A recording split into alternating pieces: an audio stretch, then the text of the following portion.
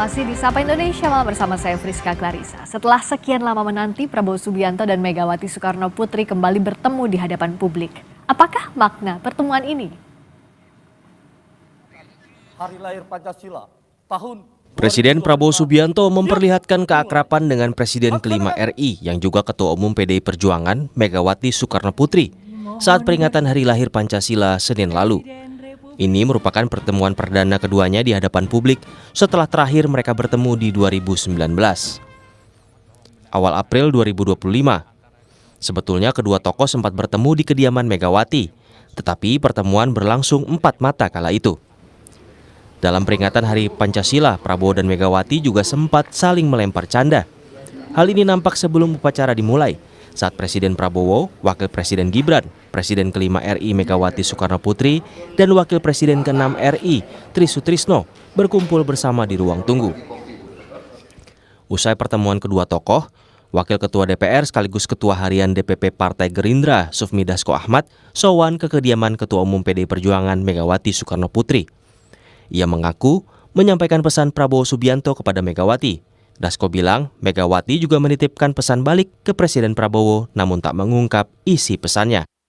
Ya, kami memang diutus menyampaikan beberapa hal dan pesan sudah disampaikan, dan kami juga membawa pesanan balik dari Ibu Mega ke Pak Prabowo, demikian. Pesan apa yang Pak Prabowo mau disampaikan sama Bang Dasko kepada Bu Mega? Pesan itu nggak boleh disampaikan dong di sini. Konfidensial ya berarti ya? Konfidensial. Keakraban Prabowo dan Megawati seolah menguatkan isu perombakan Kabinet Merah Putih. Namun, menurut Ketua DPP PDI Perjuangan Sukur Nababan, keakraban Prabowo dan Megawati tak terkait politik dagang sapi, diajak masuk kabinet atau tidak. Dari dulu kan memang akrab. Jadi hubungan Ibu Mega dengan Pak Prabowo itu kan ya ibarat kakak adik. Tentu saja program-program Pak Prabowo yang baik pasti kami akan dukung. Oke, pertanyaannya adalah apakah PDIP sudah diajak masuk kabinet? Ini bukan masalah dagang sapi diajak kabinet atau tidak diajak kabinet. Tetapi yang persoalannya adalah hubungan antara Ibu Mega dengan Pak Prabowo itu sangat bagus. Peringatan Hari Lahir Pancasila Senin lalu juga jadi momen pertemuan Megawati dan Wapres Gibran Rakabuming Raka. Menurut Presiden ke-7 RI Joko Widodo yang juga ayah Gibran, pertemuan singkat Prabowo Gibran dengan Megawati adalah hal biasa, namun bagus untuk saat ini. Biasa saja, bagus. Secara politis pesannya bagaimana, Pak? Ya biasa saja, bagus-bagus saja. Menurut pengamat politik Adi Prayitno, meski PDI Perjuangan di luar kekuasaan, tetapi mendukung program pemerintah Prabowo Gibran. Namun Adi mengingatkan agar PDIP tetap kritis pada kebijakan yang tak berpihak pada rakyat. Soal revisi Undang-Undang TNI, PDIP juga mendukung. Jadi kalau mau jujur, PDIP ini luarnya saja merah, tapi dalam itu coklat, warna Partai Gerindra. Itulah yang saya sebutkan, koalisi itu tidak harus diformalkan. Sekalipun misalnya Pak Prabowo Subianto dengan Megawati memiliki hubungan yang cukup baik, tapi tentu kita berharap kawan-kawan PDIP itu tidak menutup mata kalau memang ada kebijakan-kebijakan yang tidak pro rakyat, itu menimbulkan polemik, merugikan masyarakat secara umum, ya memang harus berjuara secara lantang. Lantas, apakah keakraban Prabowo dengan Megawati akan membawa PDI Perjuangan bergabung ke pemerintahan? Tim Liputan, Kompas TV. Apa makna keakraban Prabowo Subianto dengan Ketua Umum PDI Perjuangan Megawati Soekarno Putri?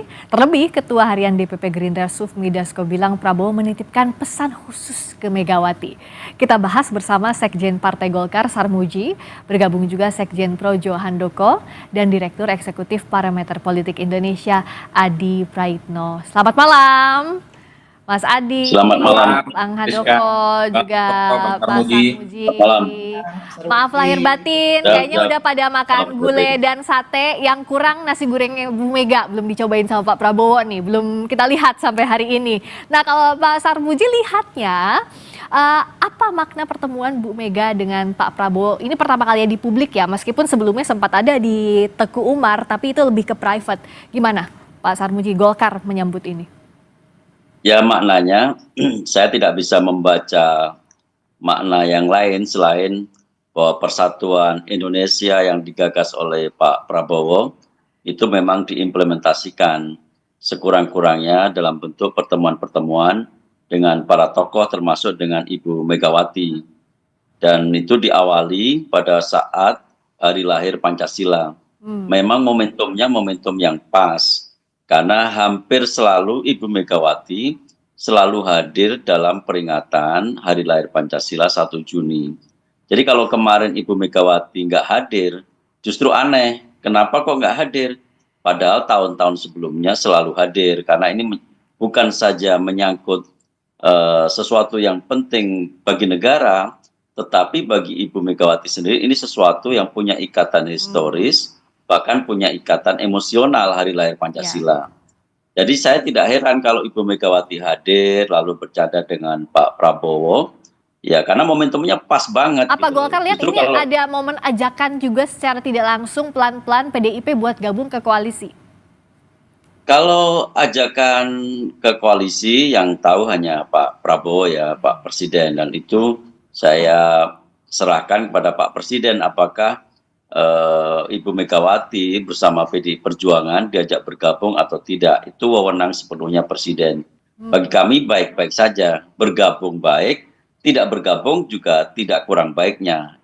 Bergabung akan memperkuat koalisi, dukungan pada pemerintah akan semakin kuat. Tidak bergabung kita harapkan ada check and balances yang lebih signifikan, meskipun sekarang kalau komentar-komentarnya Pak Adi Prayitno, nggak gabung juga dukung-dukung aja kok, nggak ada yang berbeda. Tapi itu pasti akan lebih kuat andaikan bergabung dalam kabinet koalisi Merah Putih. Nggak bergabung juga baik untuk bangsa dan negara. Ya udah kita tanyain ke Mas Adi. Tadi kan sebelumnya di tayangan Mas Adi bilang PDIP ini luarnya merah tapi dalamnya tuh Gerindra. Apa ini terlihat juga dari pertemuan Bu Mega dan Pak Prabowo kemarin di hari lahir Pancasila? Ya, saya kira pertemuan kemarin kan adalah sebagai penegas secara personal hubungan Prabowo dengan Megawati sedang baik-baik saja. Tidak seperti yang dipersepsikan publik ada tembok tebal yang tidak bisa mempertemukan antara kedua tokoh ini. Yang publik tahu itu adalah bahwa itu, makanya tidak mengherankan ketika ada pertemuan, acara formal terkait dengan hari lahir Pancasila, ini kan menjadi berita yang menurut saya cukup ramai dan signifikan. Tapi yang menarik belakangan kan ketika dirumorkan soal kemungkinan ajakan PDIP akan diajak menjadi bagian dari koalisinya Prabowo. Bagi saya tidak ada sesuatu hal yang prinsip untuk mengajak PDIP dalam koalisi Prabowo, karena hampir bisa dipastikan partai-partai koalisi Prabowo itu 100% tegak lurus dan solid, dan nyaris tak ada satupun partai politik pendukung Prabowo itu yang resisten dan menjadi oposisi dari dalam. Agak beda ceritanya kalau koalisi Prabowo saat ini itu rapuh, partai-partainya bermanuver, tidak patuh pada koalisi, baru kemudian dalam konteks stabilitas perlu memasukkan PDIP. Nah yang kedua, kenapa saya merasa PDIP tidak perlu diajak dalam koalisi, bukan hanya untuk menjaga check and balances ya, karena secara praktek politik sebenarnya PDIP sudah mendukung penuh apa yang sudah dilakukan oleh Prabowo. Bisa kita cek satu persatu, semua kebijakan strategis PDIP juga mendukung secara total. Kenaikan PPN 12% PDIP tegak lurus, 100% mendukung. Kemudian terkait dengan program makan bergizi gratis yang begitu banyak misalnya dapat catatan kritis, PDIP juga mendukung. Revisi Undang-Undang TNI banyak protes, demonstrasi dari mahasiswa, justru PDIP paling depan memberikan dukungan politik. Itu artinya apa? Ya saya kira PDIP tidak perlu diajak dalam koalisi karena secara hakikat mereka sudah siap untuk bekerja sama. Kecuali nanti di kemudian hari, Friska, ya partai-partai koalisi yang ada di zamannya Pak Prabowo ini ya kemudian bermanuver, kemudian mereka itu resisten dan kemudian suka merongrong dari jalan, mungkin perlu mempertimbangkan PDIP sebagai partai yang kemudian dipersiapkan untuk menjadi bagian dalam koalisi. Jadi kalau selama solid di dalam sih ya nggak usah diajak juga PDIP, nggak apa-apa di luar pemerintahan gitu ya Mas Adi? Saya kira begitu, karena soliditas saat ini sudah hampir 85% tegak lurus dengan Prabowo. Dan yang ketiga bagi saya, Friska, ada yang disebut dengan the peril of stability, ada bahaya dari sebuah stabilitas. Kalau semua dirangkul dan semua diajak kerjasama, lalu siapa yang mau protes? Gak ada yang menjadi penyeimbang ya? Tidak ada penyimbang, dan itu yang kemudian kita khawatirkan dalam demokrasi yang sehat. Oke, jadi kalau bicara soal PDIP nggak perlulah ada di dalam pemerintahan semuanya diajak ya. Tapi kalau dari Projo, kan banyak juga yang bilang bahwa Bu Mega ketemu Pak Prabowo, ini bisa jadi malah jadi ada jarak atau tidak dengan Pak Jokowi yang beberapa waktu terakhir, terutama sejak Pilpres, terlihat menjaga jarak dengan Bu Mega. Tampaknya belum ada pertemuan akrab antara keduanya. Gimana Projo lihat ini? Dari Projo selalu yang pertama adalah bahwa apapun upaya yang dilakukan untuk namanya politik persatuan ya. Sekarang ini kan sudah waktunya memang semuanya bersatu gitu ya. Semuanya berpikir bagaimana membangun bangsa ini di tengah berbagai tantangan yang kita bisa lihat dengan jelas tidak mudah. Jadi politik persatuan semacam ini memang perlu dikedepankan.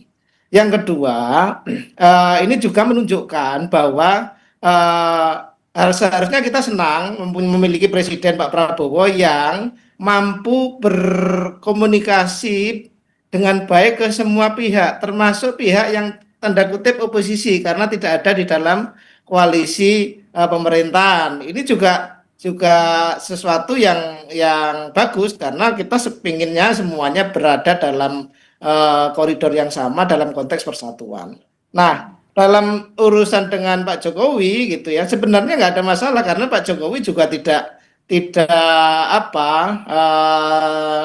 ikut-ikutlah dalam pemerintahan Pak Prabowo ini, sehingga kemunculan di publik misalnya Pak Prabowo ketemu Bu Mega, kemudian jangan lantas logikanya kemudian dianggap itu sebagai upaya atau sebagai bentuk dari karena berkawan dengan Bu Mega kemudian tidak berkawan dengan Pak Jokowi, tidak begitu logikanya, jangan sampai mengarah ke situ.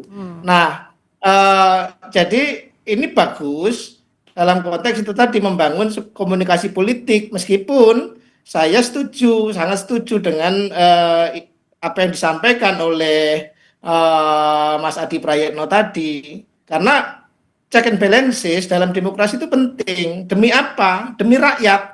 Gitu. Ada balances itu kebutuhan rakyat kita, kebutuhan demokrasi, sehingga memang saya pikir tinggal bagaimana mengelola hubungan ini menjadi hubungan yang baik, semuanya berkontribusi dalam upaya memajukan bangsa. Jadi singkat cerita kalau Pak Prabowo ketemu Bu Mega bukan berarti Pak Jokowi renggang dengan Pak Prabowo gitu, Mas Andong? Iya, nggak perlu diartikan begitu karena Pak Prabowo memang mampu berkomunikasi dengan semua pihak dan ini bagus dalam konteks membangun persatuan Indonesia begitu. Ya, kalau Golkar lihatnya konteks persatuan Indonesia ini apa yang harus dimaknai secara konkretnya? Masyarakat tuh harus lihat apa sih dengan pertemuan Pak Prabowo dengan Bu Mega kalau tidak melulu soal kabinet, tidak melulu soal kursi? Ya, andaikan ada perbedaan politik antara Ibu Mega dan Pak Prabowo, andaikan Ibu Mega memilih tetap di luar kabinet dan Pak Prabowo memimpin koalisi Merah Putih, itu pertemuan dengan Ibu Megawati justru menunjukkan satu kedewasaan politik yang luar biasa. Kenapa? Karena orang yang berbeda saja masih bisa bertemu, bercengkrama, bersendagurau. Itu seperti teladan yang dulu telah diterapkan oleh para pemimpin kita yang dahulu, seperti perbedaan yang mencolok sekali secara politik, secara ideologi antara Pak Karno dengan Pak Nasir, antara Bung Hatta dengan para pemimpin yang lain, tetapi tidak menghalangi mereka untuk tetap bersahabat, bercengkrama, dan tetap saja menjalin hubungan silaturahim yang bagus. Jadi andaikan pun ini Ibu Mega tetap dalam posisinya sekarang bersama PDI, tentu ini berita baik juga. Tetapi andaikan pun sebaliknya, itu juga bukan berita buruk. Nah, kalau Mas Adi lihatnya, mumpung ini kurban ya, saya arahkan ini berarti bukan sekadar politik dagang sapi ya. Jadi kita ketemu misalnya, tapi harus ada kursi kabinet yang dijanjikan. Nggak kayak gitu ya, pun nanti ada nasi goreng yang tersaji antara Bu Mega dan Pak Prabowo, bukan berarti itu narik-narik ke pemerintahan, Mas Adi. Kalau mau jujur sebenarnya, madhab politik Prabowo itu sebenarnya zero enemy dan ingin mengakumulasi begitu banyak kekuatan-kekuatan politik. Jadi wajar kalau sebenarnya di awal sebelum pembentukan kabinet, Prabowo Subianto itu kan welcome ke semua partai politik termasuk yang kalah Pilpres. Nah, hanya PDIP yang kemudian terkesan tidak menunjukkan untuk menjadi bagian di dalamnya. Karena bagi Prabowo setelah Pilpres usai semuanya harus dirangkul. Jadi di situ sebenarnya, Priska. Nah, menurut saya terlampau sederhana dan terlampau sepele kalau pertemuan-pertemuan antar presiden dan mantan presiden dan presiden yang saat ini sedang berkuasa itu disimplifikasi hanya dengan urusan menteri, 1 menteri, 2 menteri. Bagi saya terlampau kecil, karena untuk urusan menteri cukup lewat telepon, lewat WA, atau kirim orang kepercayaan kan untuk bertemu satu sama yang lain. Bagi saya secara prinsip ya, apa yang dipertunjukkan pertemuan antara presiden dan mantan presiden semacam ini, kalau saya melihat perkembangannya adalah sebagai upaya untuk menjaga stabilitas politik, dan yang paling prinsip adalah untuk menjaga keseimbangan. Karena atau memang, Mas Adi, sorry saya potong, apakah ini jadi jembatan juga antara situasi tensi yang belum turun tampaknya antara Bu Mega dengan Pak Jokowi? Tadi kan kalau misalnya semangat yang merangkul, bisa jadi ke sana nggak Mas Adi? salah satunya bagi saya paling ujung itu adalah untuk menjaga keseimbangan politik. Dulu misalnya, ketika Prabowo Subianto sering menunjukkan pertemuan politiknya dengan Jokowi, itu kan menimbulkan kegaduhan dan resistensi. Seakan-akan ada upaya untuk menganaktirikan mantan-mantan presiden yang lain. Wajar kalau kemudian ketika belakangan Prabowo juga menunjukkan pertemuannya dengan Megawati, baik yang diekspos ataupun yang tidak diekspos, itu kan menunjukkan bahwa sejarah gestur politik kekuasaan hari ini itu bukan hanya dekat dengan Solo, tapi dekat juga dengan Teguh Umar, dekat juga dengan kubu Cikeas. Hal-hal yang semacam ini yang sepertinya di era pemerintahan Prabowo yang sudah memasuki 7 bulan, itu stabilitas dan keseimbangannya ingin dijaga. Sehingga kesan bahwa istana hanya dekat dengan Solo, secara perlahan itu ingin dieliminir. Meski secara prinsip harus kita akui ketika Prabowo dan Megawati ini dekat, bukan berarti dengan Solo renggang. Tidak sederhana itu juga. Tapi memang publik kita itu senang. Kalau Prabowo, Mega bertemu berarti Solo ini dikucilkan. Begitupun sebaliknya, kalau Prabowo dengan Jokowi sering bertemu berarti Teguh Umar, Cikeas ini dikucilkan.